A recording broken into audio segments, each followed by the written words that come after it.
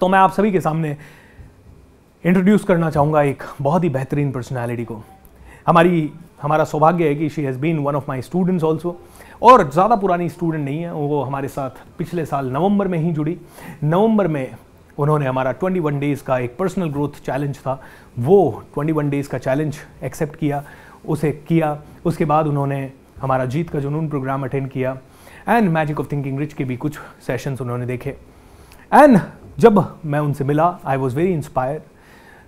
तो दोस्तों मैं इनवाइट करता हूं आज आप सभी के सामने one and only miss Nisha Kumari को।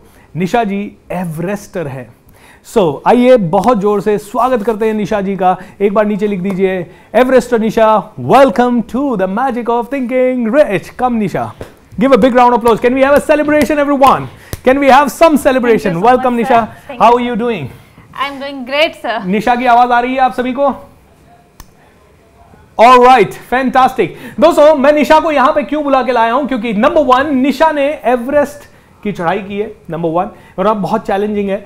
एवरेस्ट फतेह करना मैं कभी नहीं बोलूंगा क्योंकि एवरेस्ट जैसी महान चोटी को कोई फतेह नहीं कर सकता, लेकिन हाँ निशा को एवरेस्ट ने अलाउ किया एवरेस्ट के ऊपर चढ़ने के लिए। दुनिया के जितने भी लोग हैं उनमें से बहुत चुनिंदा लोग हैं जो कि एवरेस्ट पे चढ़ पाए हैं, उनमें से निशा एक है, और इसकी इनको भारी कीमत चुकानी पड़ी। निशा एक बार अपने हाथ दिखाएंगे। इनके हाथों की सारी उंगलियों को ऊपर से जो नाखून जैसा है ना, जहाँ पे नाखून होता है, वो सारे पार्ट्स कट करने पड़े क्योंकि उन्हें फ्रॉस्ट बाइट हो गया था वापस नीचे उतरते समय। एंड निशा आज दिल्ली में है। पता है क्यों? ये बड़ौदा से है और आज दिल्ली में है क्योंकि निशा ने एक और बड़ा चैलेंज लिया है। क्या चैलेंज लिया है? एक संदेश देना है उन्हें पूरी दुनिया को कि भैया पेड़ लगाओ, क्लाइमेट चेंज होने से पहले खुद बदल जाओ। ये मैसेज देने के लिए निशा बड़ौदा से निकली है आज से 13 दिन पहले, और पता है कहां जा रही है? लंदन। वो भी किस पे? साइकिल पे। Nisha is doing a cycle expedition from Baroda to London. 6 महीने का साइकिल एक्सपीडिशन, 15,000 किलोमीटर का साइकिल एक्सपीडिशन।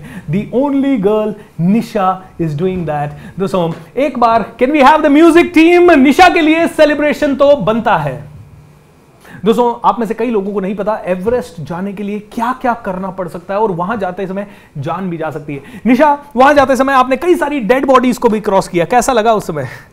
सर उस समय मैं फ्रीज हो गई थी, खुद भी फ्रीज हो गई थी, क्योंकि मैंने वो चीज़ पहली बार लाइफ में फेस की थी कि डेड बॉडी है और डेड बॉडी को क्रॉस करके जाना है। वो भी बहुत बहुत पुरानी डेड बॉडी थी, और उस सिचुएशन में ऑप्शन ये नहीं था कि हम इधर या उधर से निकल सके, उसके ऊपर से उसको क्रॉस करके जाना था।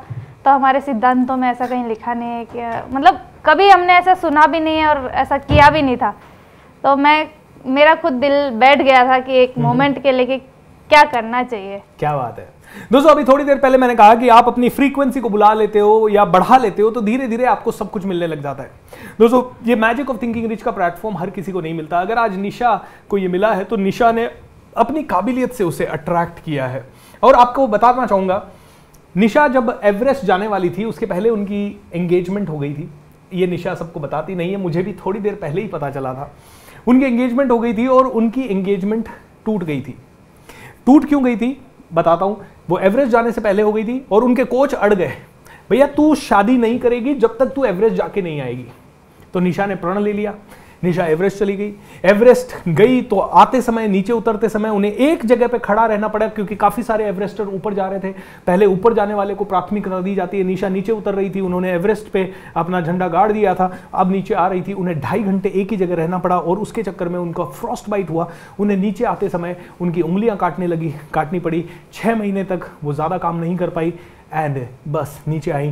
तो उस पर्सन ने, जो भी थे, उन्होंने सगाई तोड़ दी। सगाई तोड़ के उन्होंने दूसरी शादी कर ली। तो एक तो फिजिकल पेन, दूसरा इमोशनल पेन। और उस इमोशनल पेन की स्थिति में निशा आपने क्या किया? मैंने सर मेरे लिए दूसरा एक चैलेंज लिया जिससे मैं खुद को बिजी रख सकूं और खुद को बहुत ज़्यादा खुश पाऊं।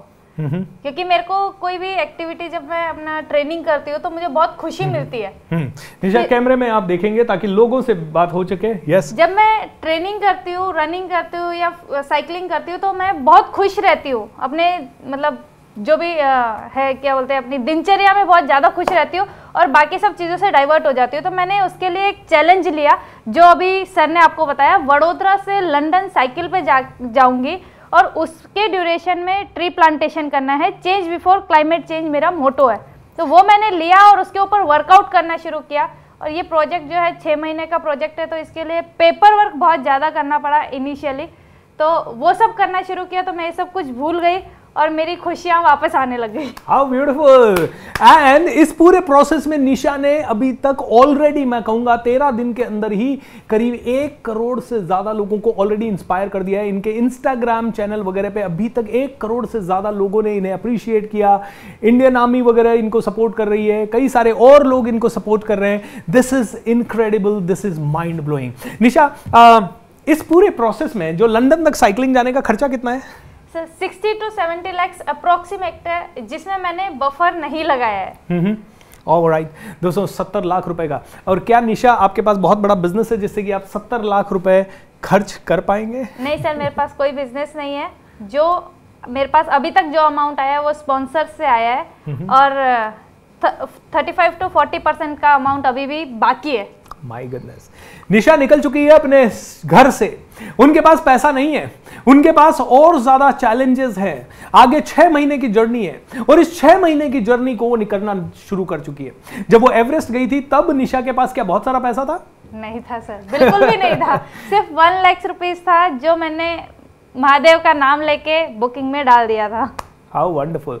एंड उसके लिए कितना पैसा लगता है एवरेस्ट जाने के लिए? एवरेस्ट जाने के लिए सर, मैंने एवरेस्ट और लोथसे दोनों का बुकिंग किया था, तो 50 लाख रुपीस उस टाइम पे मेरा लगा था, और मैंने 1 लाख से बुकिंग किया था। और इसमें ये होता है कि अगर हमने बुकिंग डाल दिया तो वो पैसा वापस नहीं आता, अगर हम गए तो ओके, नहीं गए तो वो पैसा गया। वंडरफुल। निशा, कितनी हिम्मत लगती है एवरेस्ट जाने के लिए? किस लेवल का आपको काम करना पड़ता है? मैंने सुना है कि आप रात को 12-12 घंटे दौड़े हैं। मैंने सुना है कि आप मैराथन 45 किलोमीटर 50 किलोमीटर कंटिन्यू 12-12 घंटे दौड़ना, ये सारी चीज़ें आपने की है। इतनी मेहनत कैसे कर पाई? क्योंकि आपकी उम्र में कई लोग मस्ती करते, दोस्तों के साथ घूमते फिरते, खाना पीना खाते, लेकिन आज आप इस लेवल पे हैं कि बड़े बड़े लोग आपसे मिलना चाह रहे हैं, मोटिवेशनल टॉक्स आप दे रहे हैं, साइकिलिंग आप कर रहे हैं, इंस्पायर कर रहे हैं लोगों को। सर, मैंने मेरे लिए एक एम सेट कर लिया था कि मुझे माउंट एवरेस्ट क्लाइंब करना ही है, और वो भी इस रीज़न से किया था कि मैं जब बच्चों के साथ मेरा पहले से ही एक एम था कि मैं स्पेशली जो विलेज में, एकदम छोटे छोटे गांव में, जहाँ पे बच्चियों को स्कूल में ही नहीं भेजा जाता, स्पोर्ट्स तो बहुत दूर की बात है, तो उनको हेल्थ के लिए और सेल्फ डिफेंस के लिए मोटिवेट करूं और उनको थोड़ा ट्रेन करूं। तो मेरे से एक सवाल पूछा गया था कि आपने क्या किया है जो आप हमारे बच्चों को ज्ञान दे रहे हो? तो वो चीज़ मुझे हिट हुई थी कि मेरे को कुछ करना पड़ेगा, उसके बाद मैं ये सब कर सकती हूँ। कुछ मैं क्या करूँ जो बहुत बड़ा हो, उसके बाद कोई मेरे से ऐसा सवाल ना करे दोबारा। तो मैंने डिसाइड किया था कि मैं माउंट एवरेस्ट क्लाइंब करूँगी, और उस दिन से मैंने अपना 110% फुल एनर्जी दे दी थी कि जो भी होगा मैं करूँगी, एनी मोमेंट मैं बैकअप नहीं करूँगी। वाओ। तो दोस्तों, ये है निशा। वैसे निशा के आज मैंने पूरे पॉडकास्ट डिटेल में रिकॉर्ड किए हैं, बहुत जल्द आप लोगों के सामने वो पॉडकास्ट आएंगे। बट मैंने आज निशा को स्टूडियो, ये दिल्ली में थी, surprisingly magic of thinking rich के टाइम पे ही इनका ये पूरा शुरू हुआ। 13वां दिन है आज इनकी रैली का। ये दिल्ली में 2-3 दिन रहने वाली हैं, तो हमें लगा कि क्यों ना ये सही समय है इन्हें यहाँ बुलाने का, आप लोगों से रूबरू करवाने का। दोस्तों, बहुत हिम्मत लगती है एवरेस्ट जाने में, बहुत हिम्मत लगती है। अपने आप को 6 महीने तक मैं आपको बताना चाहूँगा, मैंने पुणे से दिल्ली तक साइकिल रैली की थी 15 दिन की। शुरू के 12 दिन बड़ा जोश रहा, लेकिन लास्ट के 3 दिन ना ऐसा लग रहा था यार ये क्या कर लिया मैंने, क्यों चला रहा हूं मैं साइकिल इतनी, टू बी वेरी ऑनेस्ट। लेकिन 6 महीने तक साइकिल पे रहना, 6 महीने तक कम पैसा होने का भी लोड रखना, ओके, एंड कम पैसा है उसके बावजूद भी she is doing amazing things, she is doing wonderful thing. And दोस्तों, ये ऐसे ही पॉसिबल नहीं है। इनके साथ इनके कोच हैं नीलेश जी। मैं नीलेश जी को भी यहाँ बुलाना चाहूँगा। Nilesh ji, can you please come on the stage? Nilesh ji, I know mic नहीं लगा हुआ है नीलेश जी के, बट देन नीलेश जी को इंट्रोड्यूस जरूर करना चाहूँगा। And team, can you just give me the bouquet so that I can. आइए Nilesh ji, welcome to the show. Nilesh ji के बारे में मैं कहूँगा, देखिए कोई भी इंसान के आगे बढ़ने में कोच का बहुत बड़ा रोल होता है। निशा एवरेस्ट तक नहीं जा पाती अगर नीलेश जी नहीं होते तो।